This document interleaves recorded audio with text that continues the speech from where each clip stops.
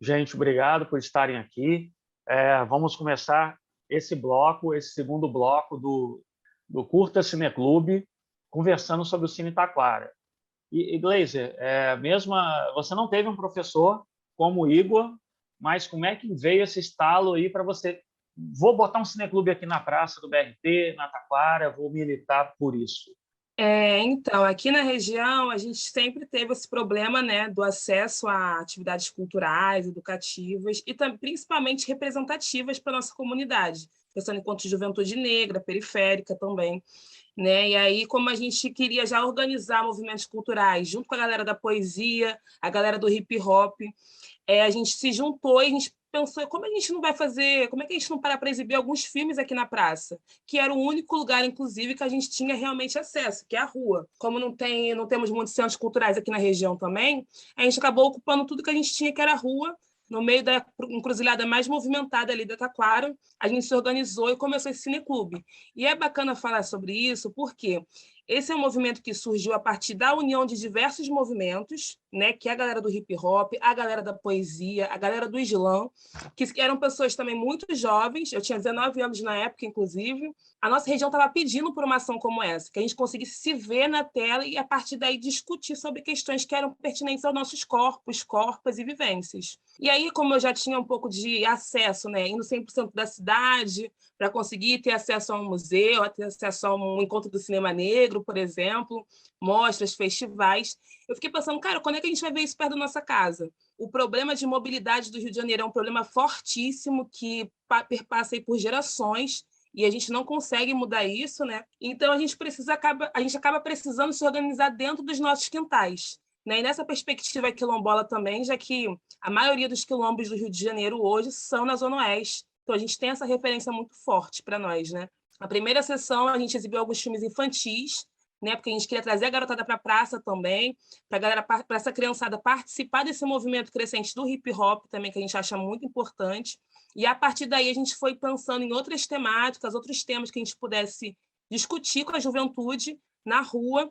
A gente viu que a galera mais jovem, dos 20, 30 anos, 18, 17, era uma galera que mais se apropriava do espaço da praça, e, a partir daí, um espaço que era um terreno baldio, de resto de construção do BRT, acabou se transformando em um verdadeiro centro cultural, né, pulsante ali, feito por moradores da região. Então, a gente começa a fazer sessões ali, né, com cinema. A gente começou com uma cortina, as caixas de som da galera que fazia o movimento de rap, que era a galera do movimento Roda Cultural da Taquara, a galera do Slam também, nós da rua, muito importante falar sobre eles. E eles emprestavam equipamento para a gente conseguiu um projetor também emprestado lá da Zona Norte, de uma irmã que trabalha com arte circense. E aí, nesse primeiro momento, era essa urgência da gente conseguir se organizar ali para discutir sobre política, sobre consciência racial, sobre consciência territorial também. Porque a gente tem a Zona Oeste muito como essa área dormitório, né? A gente trabalha em outra região, a gente curte em outra região, a gente estuda em outras regiões e a gente acaba ficando aqui só para dormir. Então, a gente trazia essa discussão o tempo todo. A gente tem aqui, um lugar mais verde da nossa cidade, a gente tem um território incrível, com uma história potente, um território que, se a gente para pensar, é extremamente quilombola, indígena também. Foi juntando essas referências todas com aquela vontade de fazer das juventudes também, né, que a gente começa.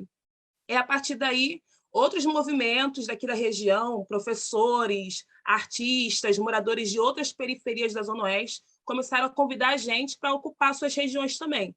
A gente foi para praças, escolas, fomos também para outras regiões, nas universidades, né? A gente começou aí também começamos a ir para outro estado, fomos para a Bahia também. E a gente começou a trabalhar esse cinema representativo. A priori, a gente começou com o cinema brasileiro. E quando a gente foi percebendo a diversidade que existe dentro do cinema negro, a gente percebeu que é uma área imensa. O cineclubismo também, é importante dizer que ele tem esse papel de distribuição do cinema, porque são filmes que não acessam a grande massa, não acessam a maioria das pessoas, por falta de incentivo também. As salas de cinema comerciais não embarcam essas produções independentes. Então, a gente viu que o nosso trabalho, que se iniciou como um movimento comunitário, quando a gente percebeu, isso era um ato para além do político, do territorial. Era um trabalho realmente de formação de plateia, é um trabalho de distribuição do cinema, é um trabalho de divulgação de novas produções, de incentivar que mais pessoas criem filmes, né? Então, quando a gente se vê na tela, esse processo da educação, da representatividade faz toda a diferença. Por que que hoje a juventude, as crianças têm tido cada vez menos interesse pelo ambiente escolar? Eu acho que isso tem muito a ver com a falta de linguagem acessível para a nossa comunidade, para o nosso povo, devido também a toda uma estrutura hierarquizante. E dentro do Cine Taquara, a gente enaltece muito a oralidade, a afetividade também. Então, depois de cada sessão, a gente conversa em roda sobre o que a gente está vendo, a gente não hierarquiza a fala de ninguém, embora a gente tenha convidados, professores, mestres, artistas, todas as pessoas que sentam na praça, seja a tia Maria ali do Salgadinho, seja a Beatriz, que é filha da moça do Salgadinho, todo mundo pode sentar na roda, pode conversar, e a gente sabe que tem a agregar, né, para a formação de pensamento crítico, para a formação de cidadãos. Nessa andança aí desses 5 anos, né, somos um movimento bem jovem ainda, que eu costumo dizer, né, e a gente tem feito aí 60 sessões, né, já exibimos mais de 100 filmes nacionais, temos rodado diversos lugares aqui da Zona Oeste, e eu acho que o nosso papel hoje, ele é para além de organizar a nossa comunidade através das temáticas, das narrativas que são trazidas nesses filmes, trabalhar realmente esse incentivo à produção e à distribuição dos filmes, porque a gente vê que a gente tem esse gap que precisa ser tratado, é necessário muita política pública para resolver isso.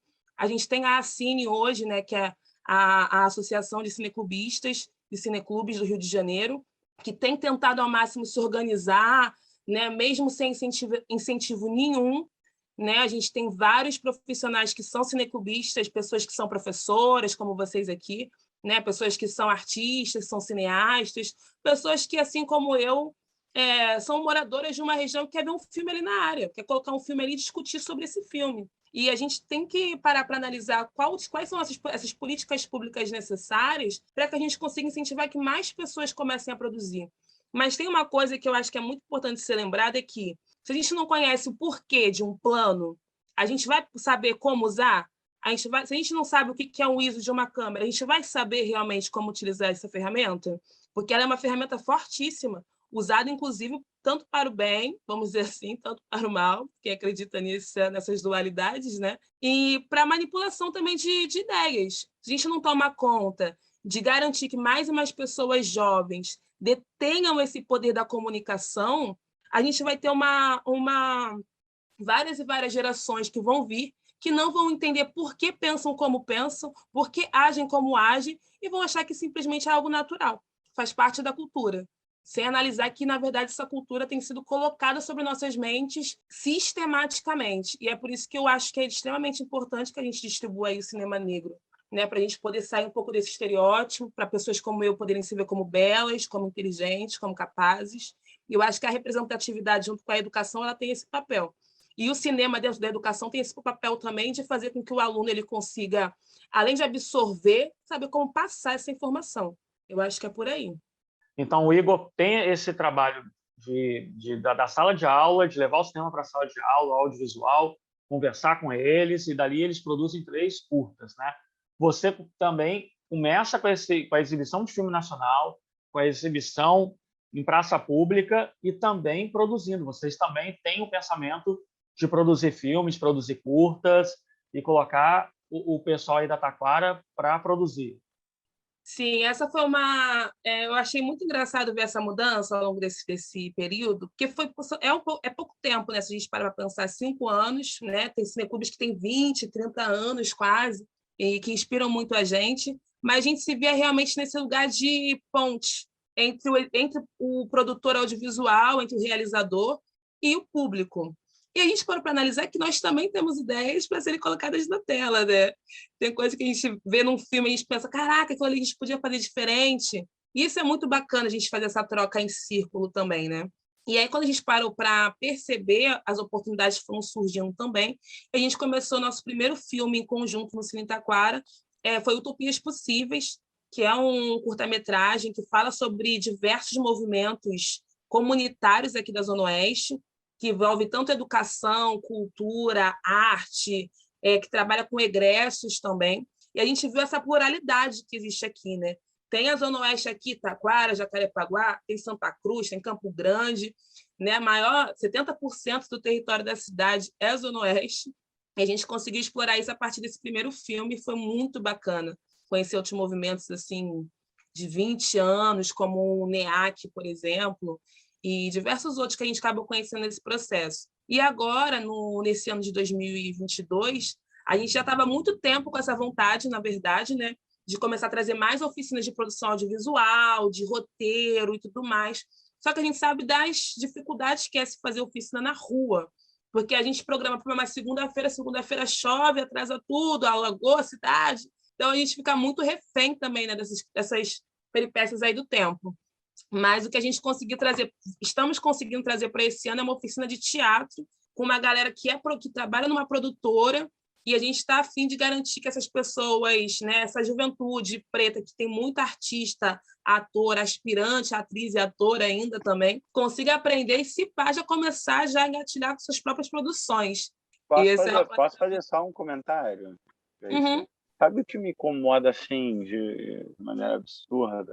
É a falta do Estado na Zona Oeste para promoção de políticas culturais que possam fomentar e descobrir alunos.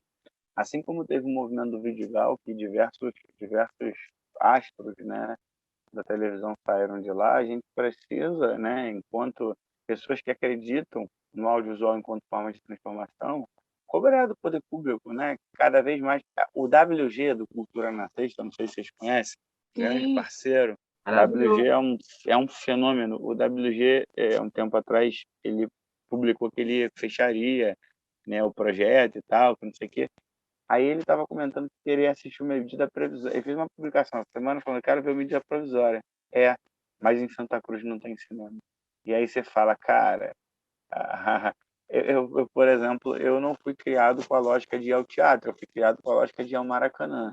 Entendeu? Para mim, o Maracanã, ver o Botafogo é a coisa mais sagrada da minha vida. Mas sabe por que eu não fui criado com essa ideia de ir ao teatro? Que eu não tenho costume de ir ao teatro? O Armando Gonzaga e Marechal Hermes está fechado.